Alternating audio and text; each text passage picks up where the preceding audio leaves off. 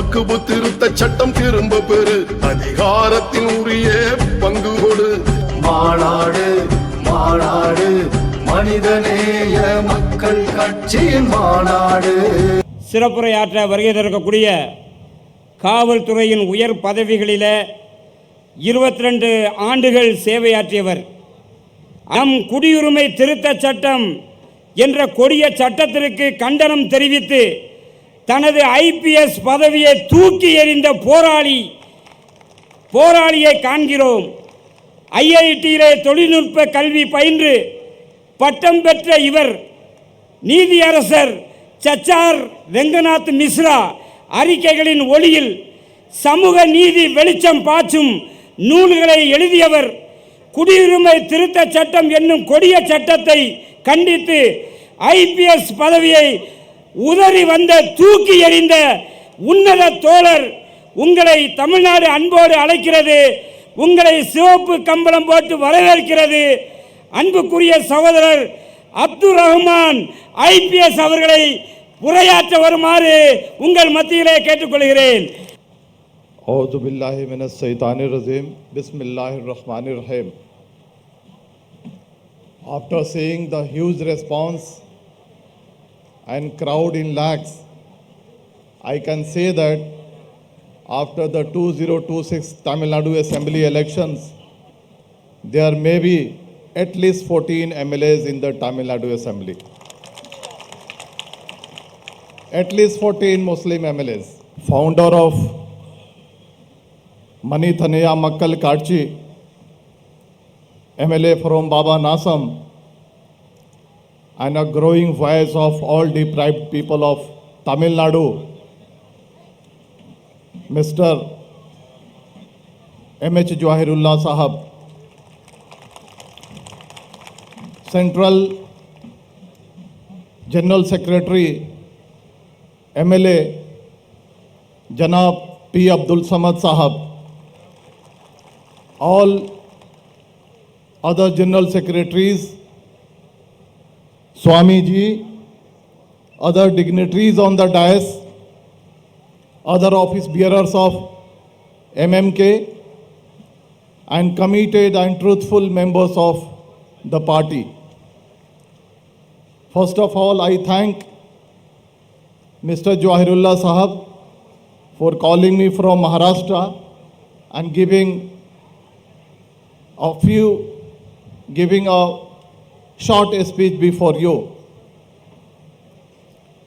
Friends, I have written a book called Denial and Deprivation, and at the same time I wrote Absent in Politics in Power, Political Exclusion of Indian Muslim in 2023. It talks about the political deprivation of Muslims in parliament, assemblies, and local bodies. When the book was published in Delhi in 2023, it created discussion among the politicians, among social workers, social activists, political workers, academicians, media, and many people read the book.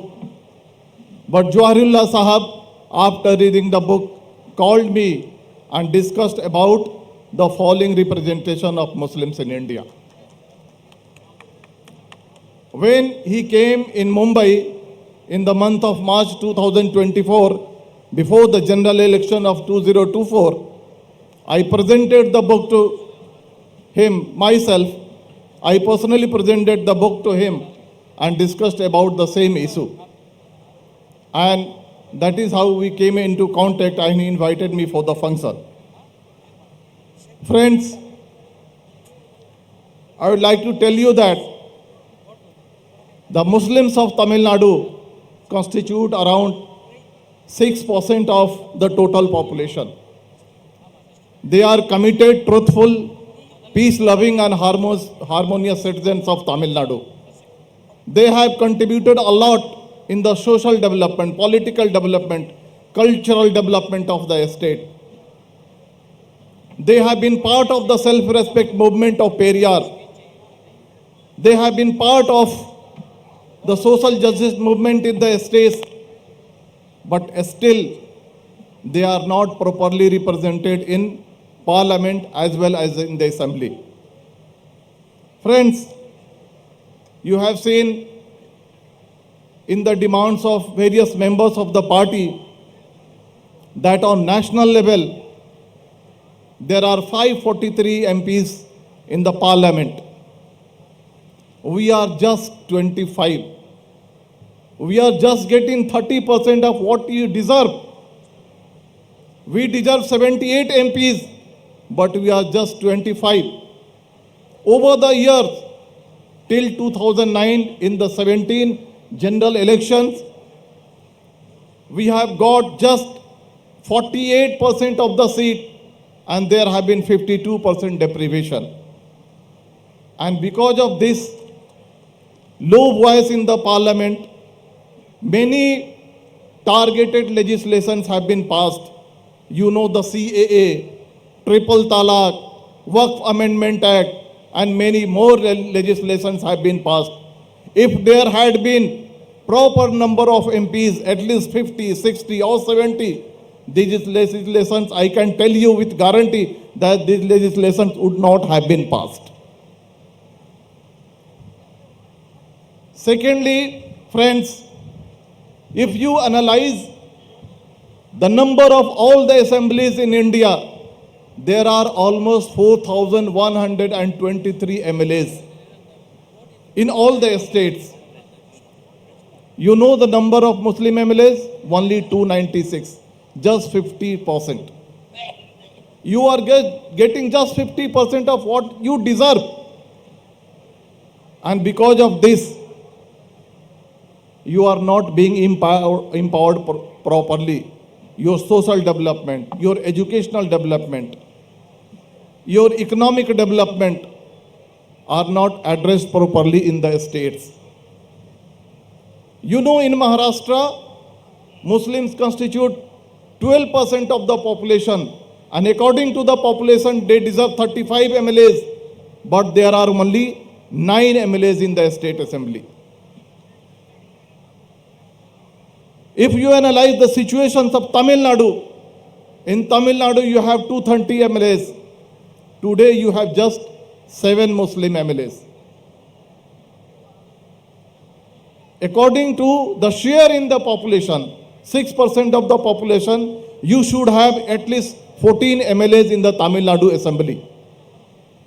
You know, in 1952, in the first state assembly elections of Tamil Nadu, there had been only 2 Muslim MLAs. It was the least share in the assembly, and the deprivation was the highest. In 1989, in 1996, you had maximum number of MLAs, 11 in each year. I mean the 11 MLAs in 1996, 11 MLAs in 1989. Beyond that, leaving these 2 years, the number of MLAs had been below 10.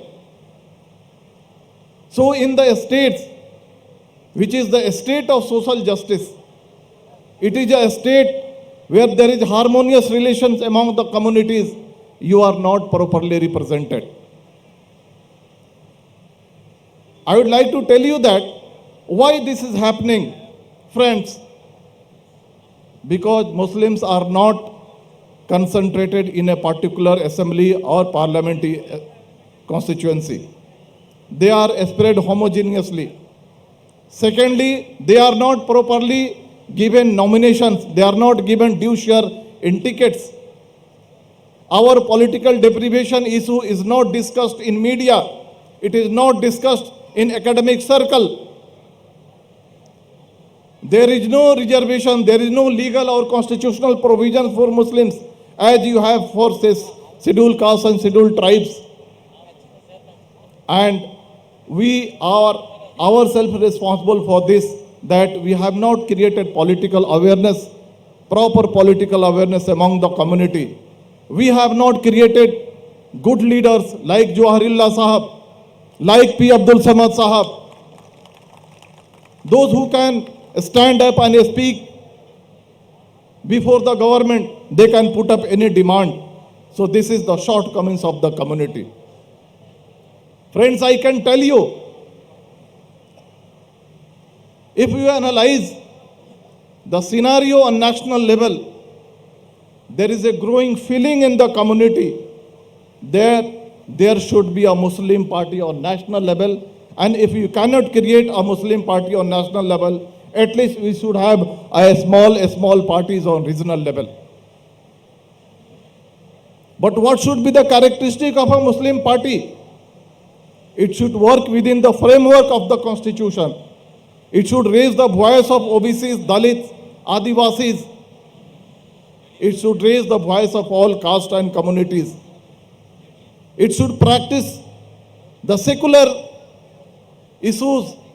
It should raise the issues of human rights. It should raise the issues of OBCs, Christians, Dalits, all.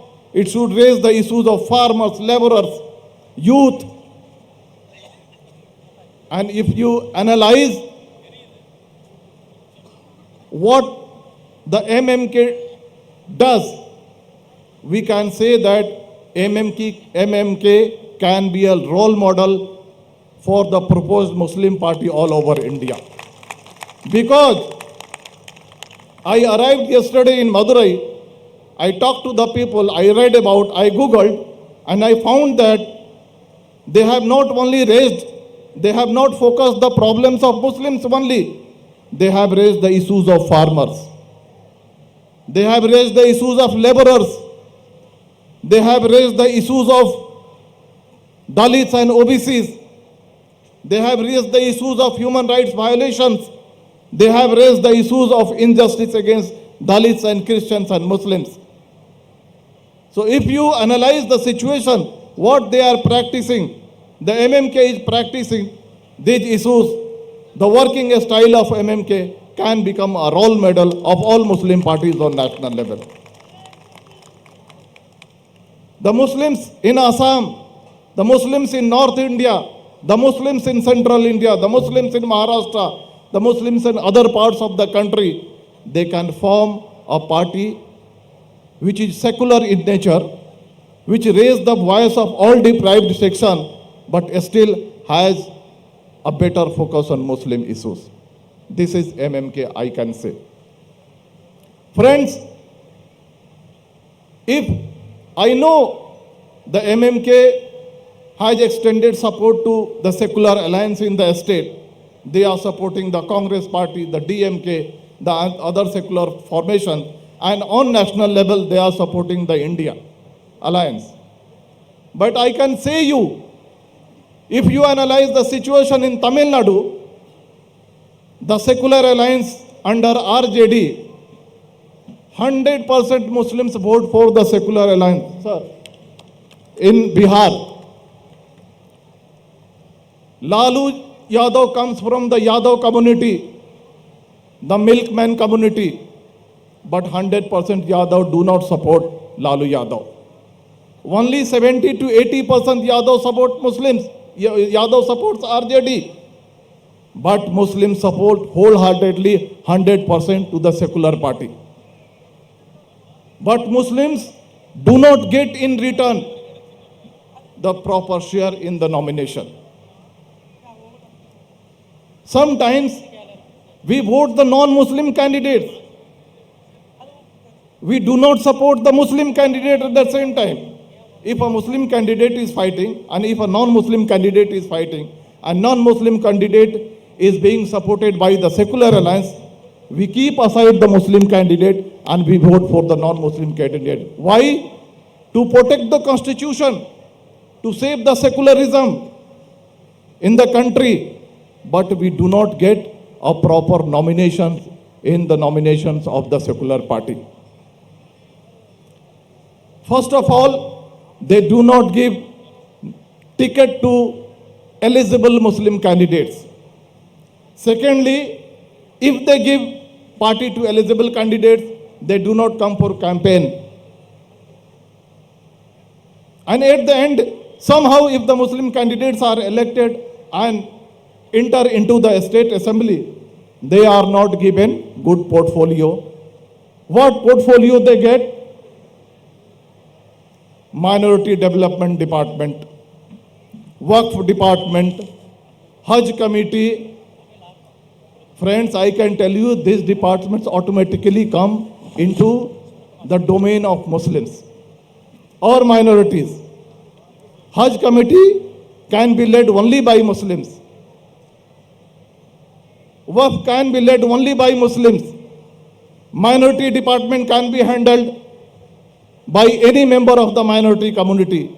But I can tell you, why don't they give the high profile portfolio like finance, the high profile portfolio like irrigation, rural development, home department, PWD? So this is the atrocity, this is the injustice the secular alliance commit on us. I can tell you on national level, friends, BJP and RSS are totally against the political empowerment of Muslims. In UP, you have 403 seats in the assembly, 20% Muslim population over there. But they do not find a single eligible Muslim candidate. I mean to say, they do not give ticket to a single Muslim in UP. Similarly, they do not give ticket to any Muslim in Gujarat, Rajasthan, and other important states. On national level, they give 4 to 5 just for a formality to Muslims, where they give 2-3 tickets in Bengal, 2-3 tickets in Jammu and Kashmir, and it is bound that they are going to lose. And it is a pity and it is unfortunate that in the parliament there is not a single Muslim member of parliament from the ruling party. This is a disgrace for our democracy. 14.2% Muslim population in the country, almost 22 crore. But there is not a single Muslim minister in the cabinet headed by Mr. Narendra Modi. And he says, Sabka Saath, Sabka Vikas. There is not match between what he says and what he does.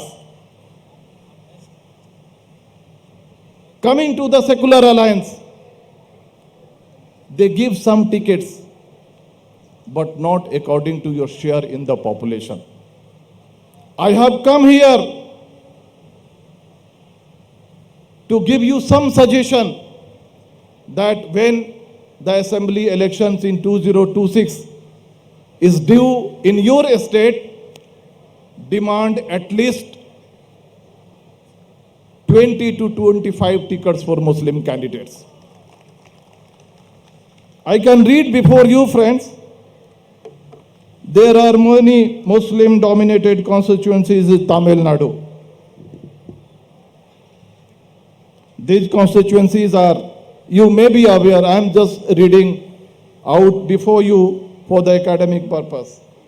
Ramanathapuram, Palayamkottai, Ambur, Triplicane, Babanasam, Chidambaram, Vaniambadi, Kadayanallur, Nagapattinam, Avadi, Alandur, Tiruchirappalli East, Krishnagiri, Madurai, Thousand Lights, Tiruvadani, Harbour, Pumpur, Jinji, etc. These are almost 15 to 16 assembly constituencies.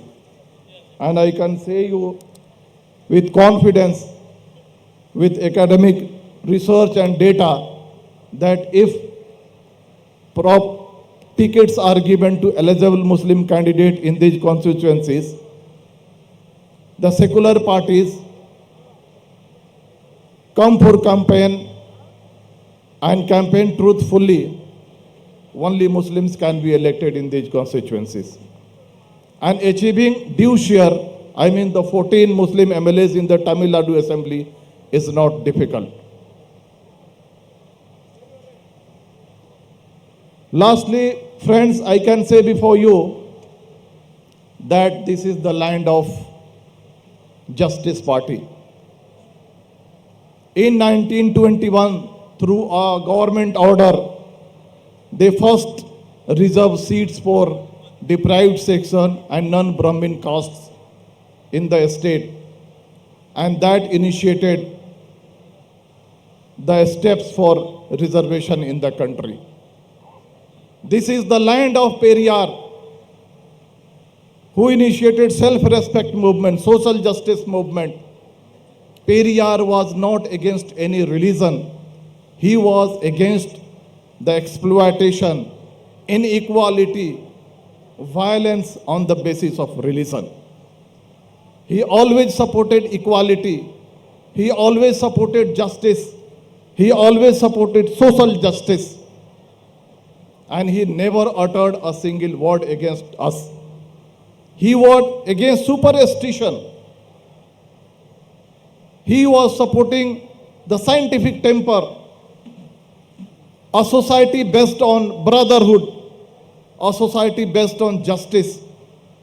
So this is the land of Periyar. This is the land of Annadurai. This is the land of Karunanidhi. This is the land of social justice.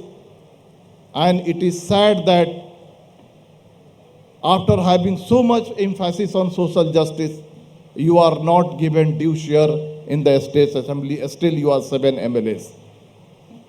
From this stage, I can say to senior partners of MMK, like the Congress, DMK, that provide good number of tickets and ensure that at least 14 Muslim MLAs reach in the Tamil Nadu Assembly, and I wish among them there would be at least 10 from the MMK. So with these words, I conclude my speech, and with your excitement and the number with which you are attending this rally, I can say you that the future of MMK is bright, the future of Muslim empowerment is bright, and this will going to ignite a revolution, and that revolution to gain the proper share in the politics, that is parliament, assemblies, and on local level. I again extend my sincere thanks to Johirullah Sahab for inviting me and saying some words before you. Long live Manithya Makkal Kachi, long live Periyar, long live Tamil, long live India, Jai Hind, Jai Bharat. Thank you.